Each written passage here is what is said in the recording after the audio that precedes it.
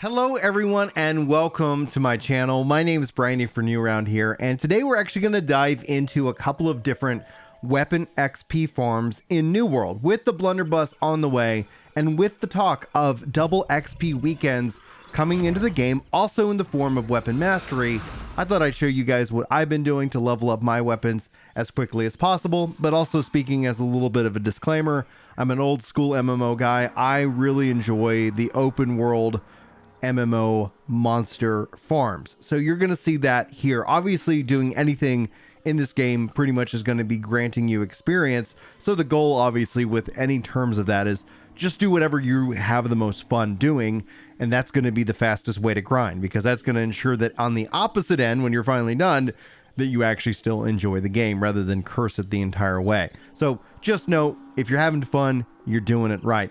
But in my case, I want to highlight two different farms. And if you guys have your own farms that you like to use, sound off below. I can go test those out. If nothing else, if anybody's reading the comments, perhaps that will give them some ideas as well.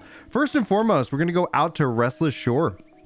You're going to end up teleporting to the shrine here of Sisyphus here in the north, and doing a nice little jaunt over here to the right, where you can see I've got a little marker pinned, and you're going to be looking at the Ocean View Post. This farm is pretty simple, but as a few notes of farm tactics, just note that there have been times where some of the enemies like to reset from the pool. So ultimately, we tend to actually have two different pools here, kind of an inner loop and an outer loop pool, and they end up working just great. You're going to have one person run in, everybody else is going to stand at the gateway as the enemies come down, stun them, AoE them, and you're just going to watch the XP roll in for your weapons. And if you happen not to be level 60, also for your characters as well. So at the core of it, this could be very fun, fast, profitable, kind of low effort. And if you do like that traditional kind of mob farm, mob pull and slaughter, essentially, I think this is going to be a perfect farm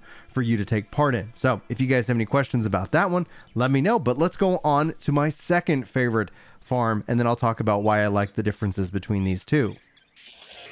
So our second farm, we come to it out here in Monarch's Bluffs. You'll find it located easily here in the Deadman's Cove. Now, I'll talk about a little bit more of this run here in a second, but to teleport out here, you want to go to Deadsight's Lookout and essentially just run down the path. Now, generally speaking, if you're kind of solo, if you're kind of a little, worried about stepping into Deadman's Cove, which is recommended for 5 players, level 25 and above, at level 60, you can solo a lot here, but you can also find yourself easily overwhelmed. But the beautiful thing about this is you'll actually find a nice piece of flint, and you'll also find a nice little tree right out here. So if you end up finding yourself missing out on a few resources and wanting to set up a camp, you can actually set up camp right outside this building and easily get it rocking and rolling for you. So that way you can end up having a nice little respawn point, a nice little rest point for your character. So all the materials are easily provided. Now, these enemies are high level. Even as a solo level 60 player, they might present a little bit of a challenge, so you want to become prepared with food and with potions, as opposed to the first farm that I showed you. But you can easily solo. There's also some enemies over here on the right hand side.